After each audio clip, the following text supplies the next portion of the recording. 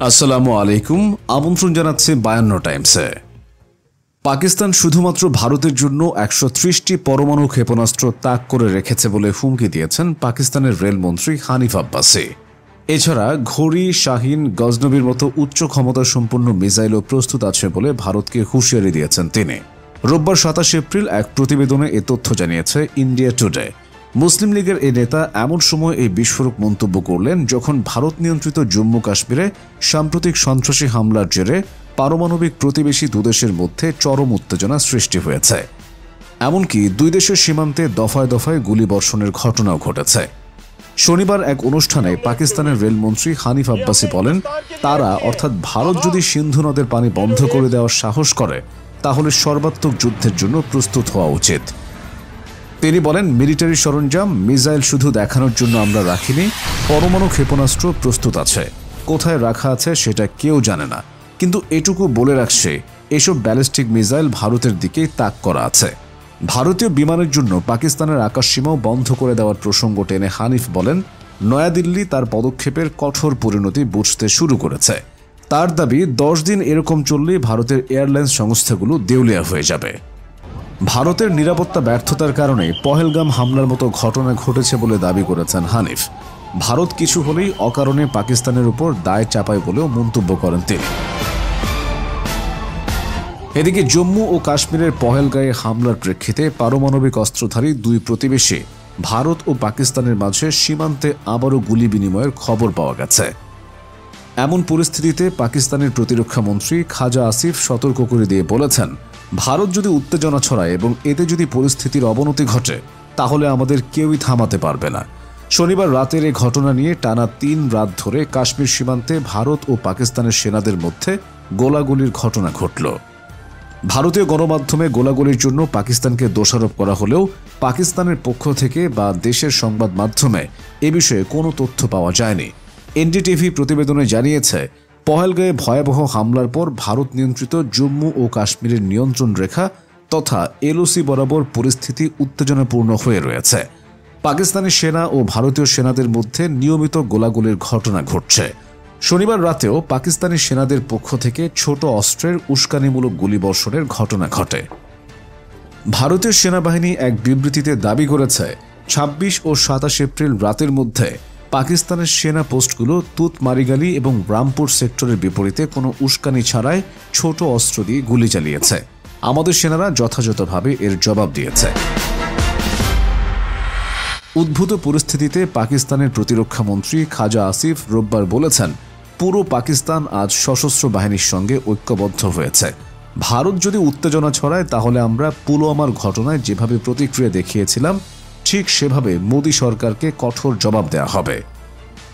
পুরো পাকিস্তান সশস্ত্র বাহিনীর পেছনে ঐক্যবদ্ধ আছে বলে দাবি করে খাজা আসিফ যে কোনো আগ্রাসনের বিরুদ্ধে পাকিস্তানের সেনাবাহিনী কঠোর পদক্ষেপ নেবে বলেও হুঁশিয়ারি করে দিয়েছেন।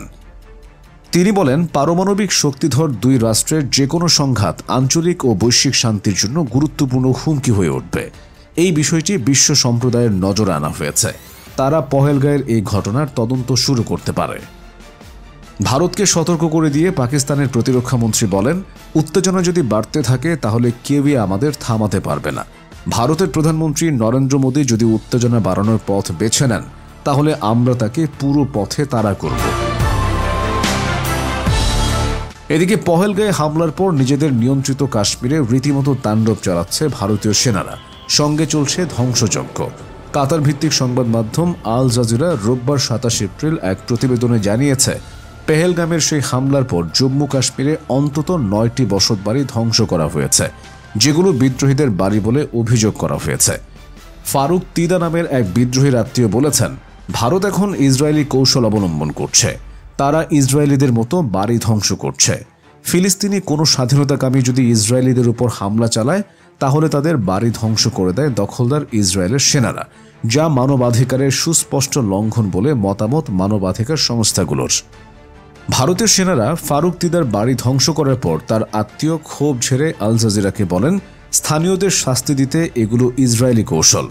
এই নিরীহ পরিবারগুলোর দোষ কি? এই বাড়িগুলোর সঙ্গে বিদ্রোহীদের সম্পর্ক নেই।